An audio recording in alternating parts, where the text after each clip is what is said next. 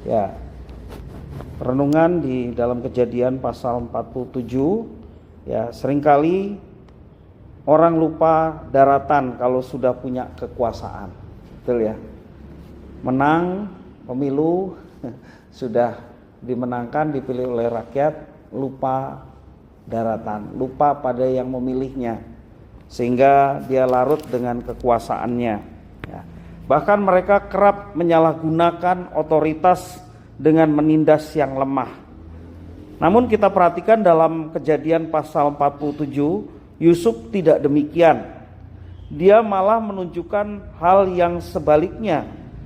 Seorang penguasa dapat bertindak arif untuk menguntungkan negara juga rakyatnya. Itulah yang terjadi di pasal 47, bagaimana Yusuf yang dipercaya dengan kekuasaan, dia bijaksana sehingga dapat memberikan keuntungan bagi negara dan juga rakyatnya.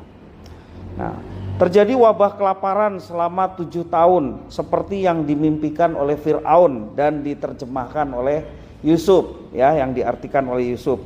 Itu betul-betul terjadi, ya. Dan itu menyebabkan seluruh rakyat Mesir bergantung total pada pemerintahnya.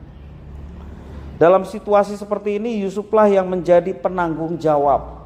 Karena Yusuf juga selain dia bisa mengartikan mimpi Fir'aun, dia juga seorang manajer yang luar biasa. Diatur sedemikian rupa, ya. Kemudian Yusuf membeli seluruh tanah di Mesir.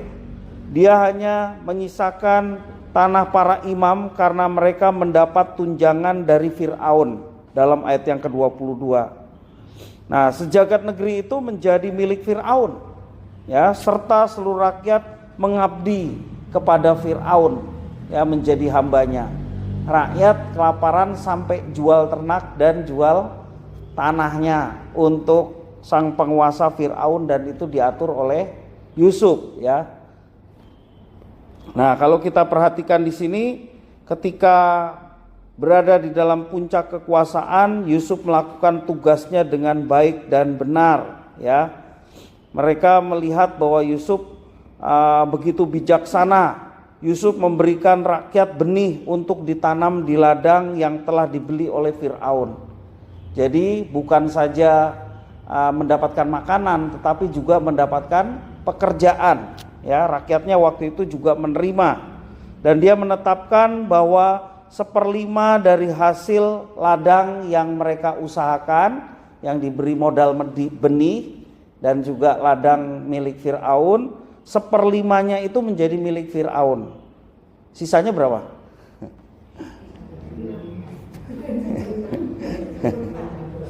Ya, 1/5, berarti 4/5-nya, ya. 4/5-nya milik mereka, ya.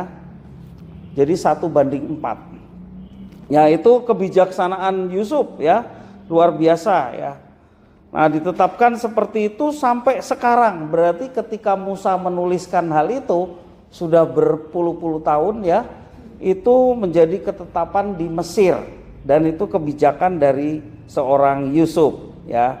Rakyat tidak keberatan akan hal itu dan mereka menerima kebijakan itu dengan baik, sehingga mereka merasa nyawa mereka selamat karena semuanya itu, ya. Sekali lagi, ketika berada di puncak kekuasaan, kita belajar Yusuf melakukan tugasnya dengan baik dan benar. Dia bukan saja menguntungkan pemerintah Fir'aun, ya, tetapi juga berbalas kasih kepada rakyatnya dengan menolong mereka. Dan rasa syukur rakyat membuktikan bahwa Yusuf dinilai melakukan satu kebijakan yang luar biasa. Nah, apa maknanya bagi kita? Ya, tentunya bagi kita sebagai orang percaya, kita harus mengerti bahwa Tuhan Allah memberikan kuasa kepada kita. Dalam Kisah Para Rasul 1 ayat 8 mengatakan, kamu akan menerima kuasa kalau Roh Kudus turun ke atas kamu dan kamu akan menjadi saksi. Nah, kuasa yang diberikan Tuhan kepada kita, mari kita gunakan dengan sebaik-baiknya. Memang kuasa kita itu bukan untuk demonstrasi melawan iblis, ya, aku tak nang bertapa di mana Trunojoyo, aku mau lawan iblis, itu nggak perlu demonstrasi seperti itu, ya. Sebab kuasa yang digunakan oleh orang percaya kuasa untuk menjadi saksi. Itu tugasnya ya, kuasa untuk menjadi saksi. Bagaimana menjadi saksi? Kuasa untuk melawan kedagingan kita dan hidup untuk Tuhan. Ya, melaksanakan firman Tuhan dalam kehidupan sehari-hari itu juga dalam rangka menjadi saksi. Terlebih kita juga bisa menyaksikan Yesus Kristus yang sudah menebus kita kepada orang lain, supaya orang lain pun boleh memperoleh keselamatan seperti yang kita sudah dapatkan. Ya, mari kita mempergunakan kuasa itu menjadi pribadi yang penuh dengan kearifan, kebijaksanaan. Nah, tentunya seperti Yusuf, begitu arif bijaksana, bukan saja dia diberi kuasa oleh Tuhan karena Tuhan menyertai dan memberkati dia. Secara politik pun dia punya kekuasaan, tapi dia tidak gunakan itu untuk kesempatan menguntungkan diri sendiri. Yang dilakukan dia bijaksana sehingga dapat menguntungkan pemerintah maupun juga rakyat Mesir pada waktu itu. Nah, di satu pihak kita perlu juga bertindak agar apa yang kita lakukan bukan saja untuk menguntungkan diri sendiri, tetapi juga untuk bisa berdampak keuntungan bagi bangsa kita dan juga bagi orang lain, ya. Itu tentunya yang menjadi berkat bagi orang lain. Nah, tentunya kita bisa menjadi berkat orang lain ketika orang lain pun boleh merasakan dampak keselamatan. Itu berkat terbesar, ya. Menjadi berkat bagi orang lain itu bukan sekedar bagi-bagi makanan saja, ya kan? Ya, memang ada istilah yang mengatakan bahwa kasih itu adalah memenuhi kebutuhan. Maka kita harus tahu kebutuhan seseorang itu apa. Dengan memenuhi kebutuhan, itulah bagaimana cara kita menunjukkan kasih kepada dia, orang-orang yang seperti itu. Nah, kebutuhan mendasar banyak orang adalah keselamatan sesungguhnya. Betul ya? Kebutuhan mendasar seseorang adalah keselamatan. Ini dinyatakan dengan berbagai macam agama yang ada di dunia. Mengapa ada banyak agama? Kalau kita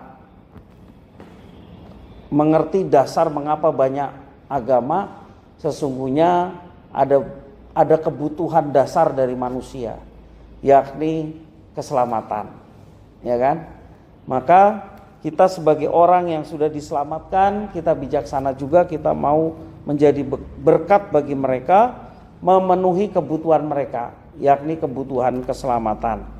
Ya, seperti Yusuf bisa menjadi berkat bagi banyak orang, ya, kekuasaannya tidak gunakan dengan semena-mena atau menguntungkan diri sendiri. Demikian juga setiap orang percaya kita lebih spesial karena bukan hanya orang-orang tertentu saja yang diberi Roh Kudus dan diberi kuasa, tapi kepada setiap orang yang percaya diberinya kuasa. Ya, diberi kuasa untuk apa? Tugas utamanya adalah menjadi saksi.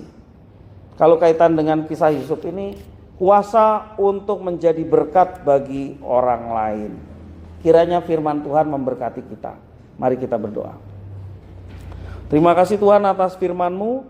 Biarlah Tuhan memampukan kami untuk menjadi saksi Tuhan. Kuasa Tuhan yang diberikan pada kami, yakni persekutuan dengan Roh Kudus yang telah Engkau berikan dan meteraikan dalam diri kami.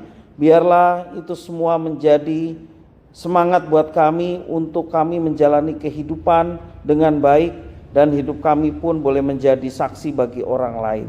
Terima kasih ya Tuhan atas firman-Mu. Demi nama Yesus Kristus kami berdoa. Haleluya. Amin.